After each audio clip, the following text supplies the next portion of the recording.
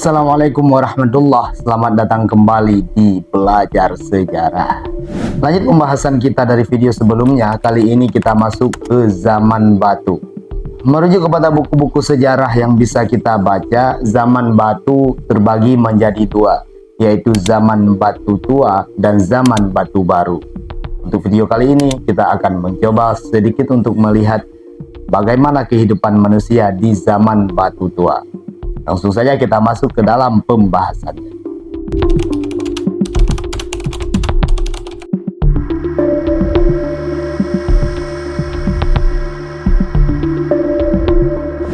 Pertama-tama, kita perlu memvisualisasi kondisi manusia paling awal.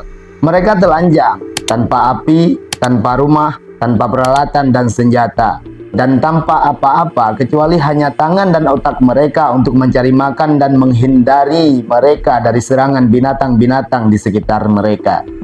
Tidak ada manusia liar yang hidup paling rendah dibandingkan dengan manusia awal ini. Manusia paling awal ini memulai segalanya tanpa kebudayaan, dan mereka harus memperoleh segala macam kebutuhan mereka hanya dengan usaha saja tanpa bantuan peralatan apa-apa. Alat dan senjata pertama manusia adalah apa yang berada di tangan mereka. Sebuah cabang kayu bisa menjadi tombak, batang kayu yang besar bisa menjadi alat pemukul, dan batu yang diambil secara sembarangan bisa menjadi peluru ketika dilemparkan atau ketika digunakan untuk memecah kacang dan menghancurkan tulang-tulang besar. Dan pada akhirnya manusia menemukan bahwa alat yang dibentuk bisa digunakan dengan lebih baik daripada alat tanpa bentuk. Maka mulailah manusia menyumbing batu api menjadi kapak batu, pisau, mata tombak, alat bor, dan lain-lain. Objek-objek semacam ini dinamakan paleolit atau batu tua, dan periode di mana objek-objek ini dibuat dikenal dengan nama Paleolitikum atau zaman batu tua. Tidak membutuhkan keterampilan untuk menyumbing batu api di satu sisi atau di kedua sisinya, tetapi dengan latihan menjadikannya sempurna. Dan zaman Paleolitikum menunjukkan kemajuan yang berarti tentang pembentukan objek-objek. Tidak hanya alat-alat batu, tetapi juga alat-alat dari tulang, gading mamut, dan tanduk rusa kutub. Beragam jenis peralatan berbeda diadaptasi dengan penggunaan khususnya diproduksi secara bertahap. Lebih lanjut tentang peralatan-peralatan yang telah disebutkan, kita juga menemukan alat penusuk, baji, gergaji, alat bor, alat pahat, tombak berduri, dan bahkan peralatan-peralatan yang sudah begitu rapi seperti pelontar tombak. Tulang dan kayu juga digunakan sebagai gagang peralatan dan senjata, sehingga senjata dan peralatan bisa digunakan dengan lebih efektif. Manusia Paleolitikum juga belajar membuat api. Bagaimana caranya kita tidak tahu. Mungkin mereka menggesekkan sepotong pirit besi dengan batu api sehingga menimbulkan percikan api yang jatuh ke tumpukan daun atau lumut kering. Beberapa manusia liar masih melakukan hal ini, walaupun lebih sering mereka membuat api dengan menggosokkan dua batang kayu secara bersama-sama. Penemuan api membuat manusia bisa memasak makanan mereka daripada memakannya mentah-mentah. Dan api juga digunakan untuk mengasapi daging supaya bisa tahan lebih lama.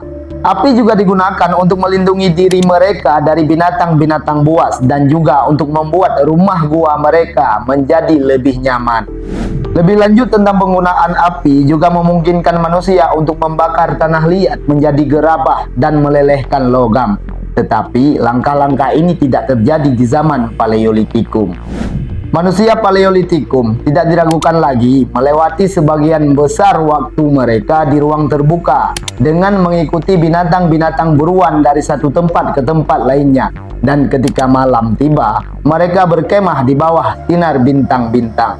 Mereka membangun gubuk juga. Beberapa gambar menunjukkan struktur kasar dari gubuk mereka dengan sebuah tonggak tunggal di tengah dan kadang-kadang beberapa tiang penyangga di sisi lainnya. Pada umumnya, mereka bertempat tinggal di bawah tepian bebatuan dan gua seperti yang dilakukan oleh manusia-manusia liar saat ini. Gua-gua kapur yang sering sangat dalam dan lapang, jumlahnya sangat banyak di Eropa Barat.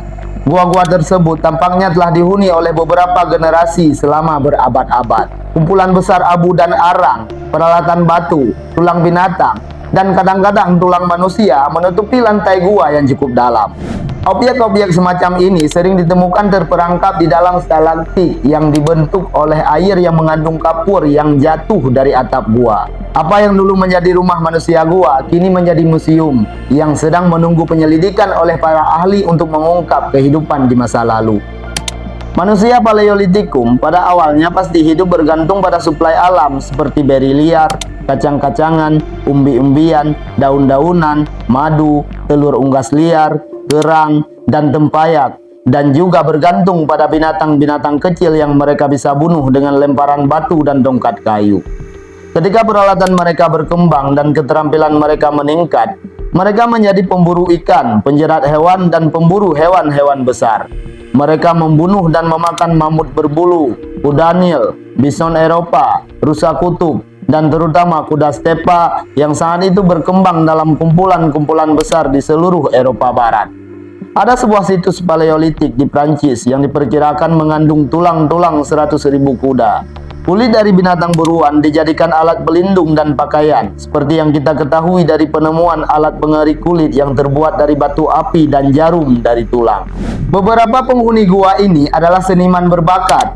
Mereka menghiasi peralatan batu dan tulang dengan ukiran, figur-figur yang terbuat dari tanah liat, patung-patung yang terbuat dari batu dan gading, dan menutup dinding gua tempat tinggal mereka dengan berbagai lukisan berwarna merah, kuning, coklat, dan warna-warna cerah lainnya. Subjek lukisan itu pada umumnya adalah binatang, walaupun beberapa representasi bentuk manusia juga telah ditemukan. Lukisan-lukisan Paleolitikum terbaik sungguh mengagumkan, melampaui usaha-usaha manusia liar modern. Manusia yang membuat lukisan ini jelas pengamat dekat kehidupan binatang. Para penghuni gua ini rupanya telah memiliki bentuk kasar dari agama. Mayat-mayat yang dikubur di dalam gua kadang-kadang dikelilingi dengan persembahan berupa makanan, peralatan, dan ornamen-ornamen yang pastinya ditujukan untuk si mayat agar bisa digunakan di alam lain setelah kematiannya. Aspek-aspek lain kebudayaan Paleolitikum tentangnya hanya sedikit atau tidak ada yang bisa dipelajari dengan pasti.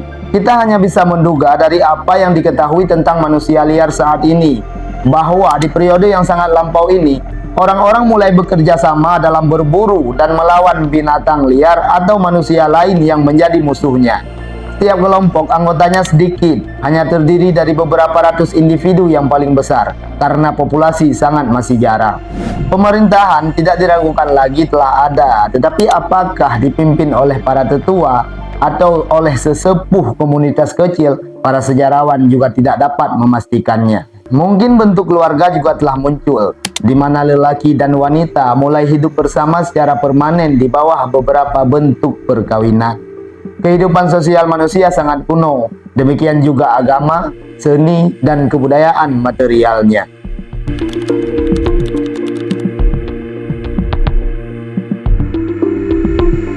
Sekian untuk video kali ini. Untuk zaman batu baru, kita akan masuk di video selanjutnya. Jangan lupa tinggalkan pendapat kalian di kolom komentar.